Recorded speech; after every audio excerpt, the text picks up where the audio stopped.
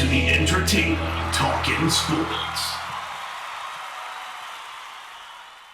What is going on, football fans? Back at it with another New York Giants video, and in this video we will once again be talking about the young, inexperienced secondary and the debut of Sam Beal out of Western Michigan. I think a lot of New York Giants fans are excited to see what this kid has, and I hope he gets some playing time. There's no reason why he doesn't. Of course, the Giants picked him up in the supplemental draft out of Western Michigan. He stands at 6'1", 192 pounds. And he had a first-round grade, which is why the Giants were willing to surrender a pick in the 2019 draft to bring this kid in. I think that they probably view this guy as the guy who's going to be the starter, hopefully alongside DeAndre Baker for the next 5 to 10 years. And yeah, the guy has a lot of talent, a lot of ability. The problem with him has been that he's had a ton of injuries. We picked him up last year in the draft. He did not play a game because of injuries. This year, he came into training camp and then sustained another injury, was forced to be put on IR, and now he is finally returning this week, and hopefully he could remain healthy. That's all we could hope for.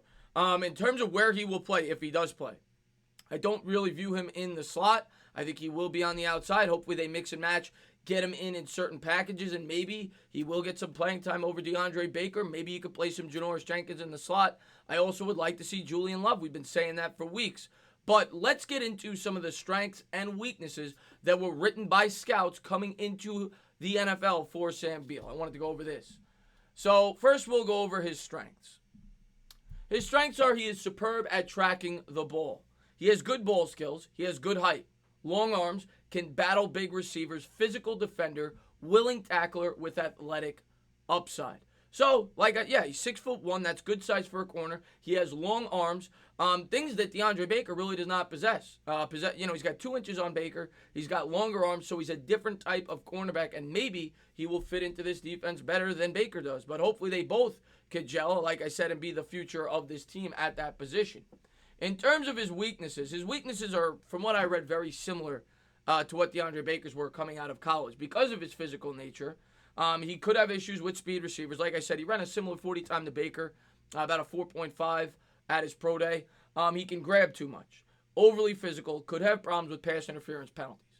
And yeah, that's pretty common for rookie wide receivers coming into the league, especially rookie wide receivers that play the way like he or DeAndre Baker do. They're physical corners. They want to bump you up at the line of scrimmage, use their strength. But what he has over Baker is his height at 6'1", and I hope we get to see this kid out there. He needs to get some playing time. We need to see him develop. It was encouraging to see Corey Ballantyne playing in the slot against the Cowboys, even though he did not play that well. It's good to see what the kid has out there and how he could fit with this football team. And the same could be said for Sam Beal. I think Sam Beal's got huge upside. The question is, can he stay healthy and can he learn the playbook? Now, I remember reading coming into the season, they said that Sam Beal was being a leader for those guys, even though he hadn't played a game.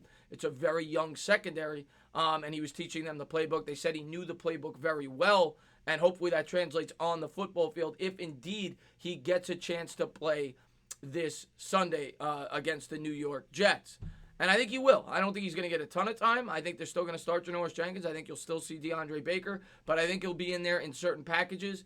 And I think he'll be on the outside. I don't expect to see him in the slot. Hopefully you could continue to see Corey Ballantyne in that role. Maybe Julian Love brought in for some, for the safety here and there, and maybe playing some slot corner as well. It's a little alarming that Julian Love has not seen the field yet, being that he's a 4th-round pick and a guy that a lot of people thought had a lot of high upside. I would like to see him out there this week. And the same could be said for Sam Beal. Maybe they ease him in. Maybe you don't see much of him this week. But I think over the course of the season, Beal's got to get some experience, and we got to know what we have before we enter free agency and the draft.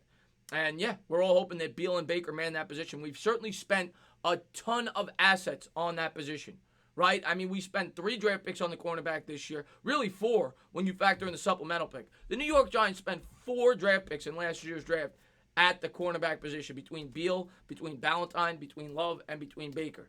So that's something that we really should not have to focus on in this year's draft or in free agency. Those guys should mature and get better, and hopefully with proper coaching, they can. But Beal's got upside, and hopefully we get to see him exert it against the New York Jets. I think Jenkins will be off the team next year if I had to guess, and I think you'll see Beal and Baker unless, like I said, we bring somebody in. Still possible we keep Janoris Jenkins for one more year, being that he carries a $3.5 million dead cap hit.